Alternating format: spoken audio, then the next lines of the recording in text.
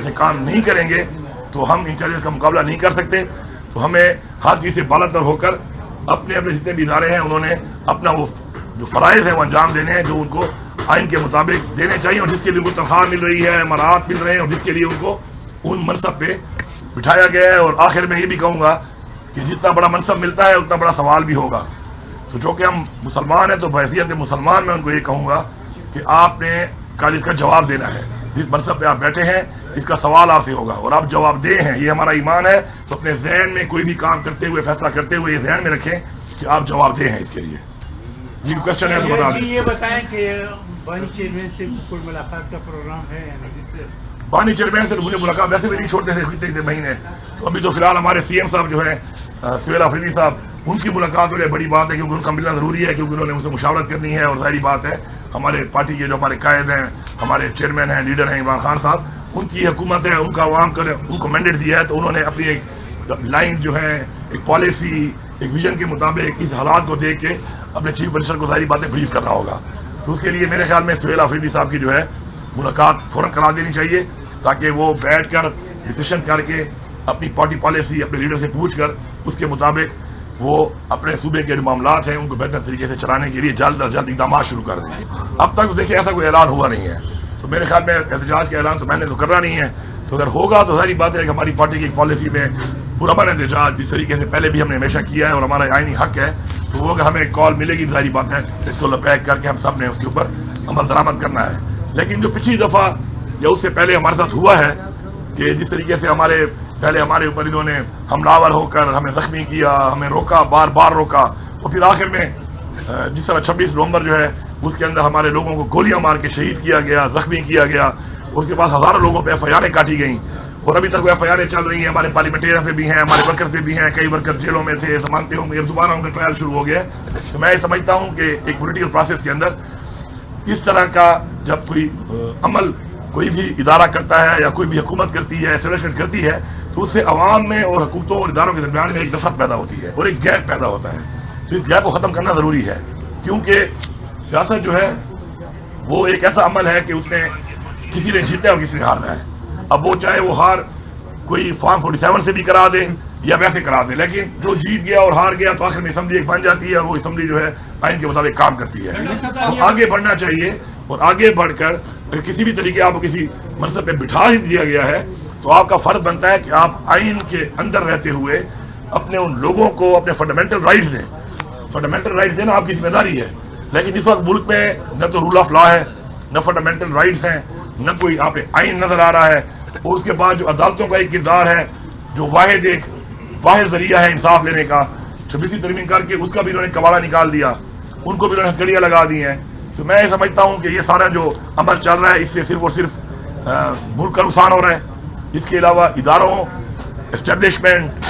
حکومتوں کو اور عوام کے درمیان میں ایک نفرت پیدا ہو رہی ہے, ایک گیپ پیدا ہو رہا ہے, ایک خلا پیدا ہو رہا ہے. اور ظاہری بات ہے جب ایسی چیزیں ہوتی ہیں تو اس سے اوور آل جو ہے ایک ملک کو اور ایک قوم کو نقصان ہوتا ہے, جو کہ ہمیں سے کسی کو بھی قابل برداشت نہ ہے اور نہ ہونا چاہیے. پہلی بات تو یہ ہے کہ دیکھیں جو ہے امن و امان کے حوالے سے جو پاکستان کے حالات اور ساتھ ساتھ پھر بالخصوص صوبہ خیبر پختونخوا کے جو حالات ہیں وہ بڑے ڈفرینٹ ہیں, کیونکہ ہمارے جو ایک بارڈر ہے, ایک 2200 اسکوائر کلومیٹر کا ہمارا ایک بارڈر ہے جو ایک ایسے ملک کے ساتھ ہے کہ جہاں پہ کئی دہائیوں سے جنگ ہو رہی ہے اس وقت, اور ظاہری بات ہے اس کے اثرات ہمارے اوپر آ رہے ہیں. تو یہ جو چیلنج ہے اس کو نمٹنے کے لیے سب کو مل کے بیٹھ کے, اور میں نے ہمیشہ سے کہا ہے اور ہمارے لیڈر عمران خان صاحب نے بھی یہی کہا ہے کہ عوام کو اعتماد میں لے کر, عوام کو بٹھا کے, عوام کی مشاورت کے ساتھ پولیٹیکل پارٹیوں کی, پولیٹیکل لوگوں کی, اور خاص طور پہ سب سے بڑے اسٹیک ہولڈر ہیں وہاں کے رہنے والے لوگ ہیں, وہ اقوام ہیں جو وہاں پہ رہ رہی ہیں, تو ان کے ساتھ بیٹھ کے ہی ایک طریقہ کار کے ساتھ اگر اس کے اوپر کام کیا جائے سچی نیت کے ساتھ, تو میرے خیال میں کوئی بھی دنیا میں ایسا کام نہیں ہے جو ناممکن ہو اور اس کا حل نہ ہو. آپ کی نیت ٹھیک ہو, اللہ تعالیٰ بھی مدد کرتا ہے آپ کی. ہم نے پوری کوشش کی کہ ہم اس ٹائم میں, کیونکہ ہمیں جب ہماری یہ رجیم چینج میں ہماری فیڈرل گورنمنٹ چینج ہوئی, ہم نے استعفے دیے پنجاب اور کے پی سے, تو اس کے بعد یہ حالات بہت خراب ہو گئے تھے. پھر جب دوبارہ ہم آئے 2 سال کے بعد تو حالات بالکل ایسے خراب ہو چکے تھے کہ شہروں کے اندر جو ہے وہ ناکے لگا کر اور یہاں پہ دہشت گرد گھوم رہے تھے. اس کے لیے پھر ہم نے ایک پراپر پلان بنایا, اس پلان کے اوپر ہم نے کام کیا, اور الحمدللہ بہت سے ضلع ہمارے اس لحاظ سے بڑے کلیئر ہوئے, اس کے اندر بڑی کامیابیاں ہوئیں. لیکن انفارچونیٹلی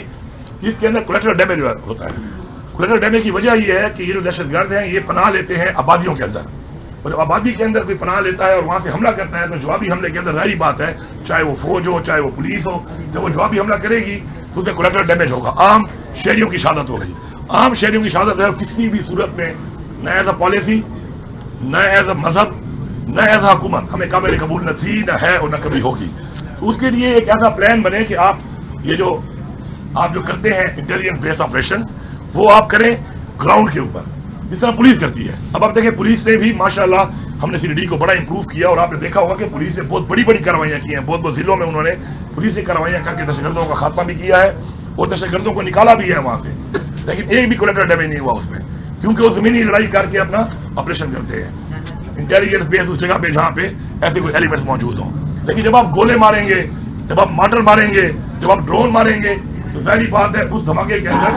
پھر ان دہشت گردوں کے ساتھ ساتھ عام شہری بھی جو ہے وہ شہید ہوں گے، جو بالکل قابل قبول نہیں ہے۔ تو اس کے لیے ایک پلان بنا کر، ایک پلان کے ساتھ چل کر، اور ان ایریاز کے اندر بالکل دہشت گردی کا خاتمہ ہر کوئی چاہتا ہے، کون چاہتا ہے کہ دہشت گردی ہو، ملک کے اندر امن نہ ہو، امن ہماری اولین ترجیح ہے، لیکن اس امن کو بحال بھی نہیں کر پا رہے، اور اس امن کو بحال کرنے میں because of the wrong policies ہم اپنے سویلینز کا نقصان کر رہے ہیں۔ اس سے ہو کیا رہا ہے کہ اس سے وہ جو سویلینز وہاں پہ جو لوگ رہ رہے ہیں وہ بجائے سپورٹ دینے کے الٹا وہ مخالف ہو رہے ہیں آپ کے، کیونکہ ان کا نقصان ہو رہا ہے۔ ہم نے بار بار آپریشن کیے، نقل مکانیاں کی، لوگوں کو نکالا اور کئی سال تک دوبارہ نہیں بھیجا۔ اس سے نقصان کیا ہوا؟ اس سے نقصان یہ ہوا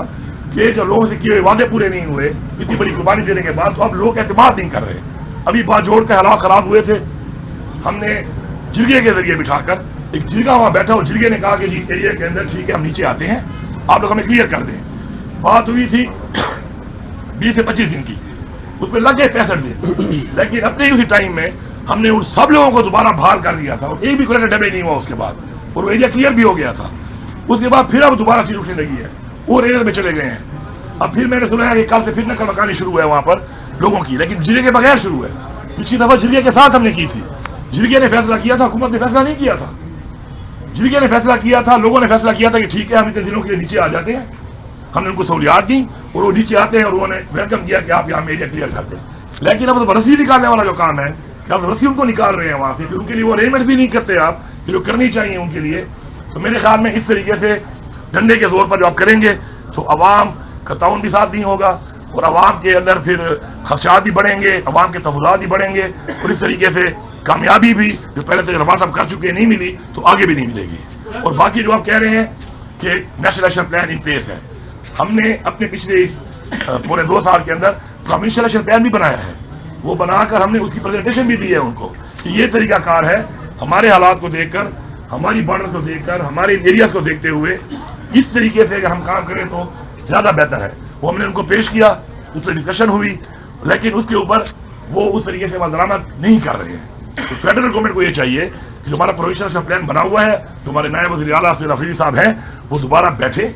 اسی پرووینشل ایکشن پلان کے مطابق ان سے بات کریں اور ان سے کہیں کہ جی یہ جو پلان ہے اس کے اوپر بیٹھ کے اس طریقہ کار سے آپ یہ کام کرتے ہیں تو ظاہری بات ہے۔ دیکھیں یہ تو جو بات ہوتی ہے نا کہ دہشت گردوں کو کوئی سپورٹ کر رہا ہے، کوئی بھی سپورٹ نہیں کرتا اس چیز کو، طریقہ کار غلط ہے۔ خاتمہ بھی ہونا چاہیے، ایسے طریقہ کار سے ہونا چاہیے، اس میں کولیٹرل ڈیمیج بھی نہ ہو، لوگوں کا نقصان بھی نہ ہو، نہ جانی نقصان ہو نہ مالی نقصان ہو۔ اور ظاہری بات ہے اس طرح کے عمل سے اگر ہماری فورسز کا، فوج کا یا پولیس کا بھی کوئی نقصان ہوتا ہے، کوئی شہادت ہوتی ہے تو وہ بھی ہمارے بچے ہیں۔ تو اس سے بچنے کے لیے ضروری ہے کہ پروونشل ایکشن پلان پہ بڑا ہم نے 6-7 دن کام کیا تھا، اس کے بعد ہم نے اس کو پریزنٹ کیا ہے، تو اس کو اگر ذرا دیکھ لیا جائے اور حالات کو دیکھتے ہوئے کوئی اقدامات کیے جائیں تو میں یہ سمجھتا ہوں کہ انشاءاللہ اس سے بہت اچھے خاطر خواہ رزلٹس آئیں گے۔